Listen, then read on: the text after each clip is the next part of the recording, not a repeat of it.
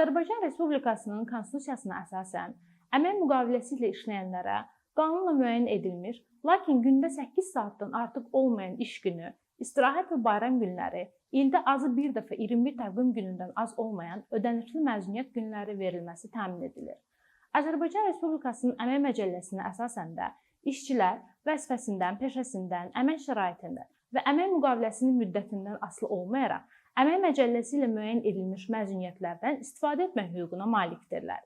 Əlavə iş yerində əvəzçiliklə işləyən işçilərin də Əmək Məcəlləsi ilə müəyyən edilmiş məzuniyyətlərdən istifadə etmək hüququ vardır. İşçilərin Əmək Məcəlləsi ilə müəyyən edilmiş məzuniyyət hüququ və ondan istifadə qaydaları məhdudlaşdırıla bilməz. Əmək hüquqlarınızı öyrənin və tələb edin.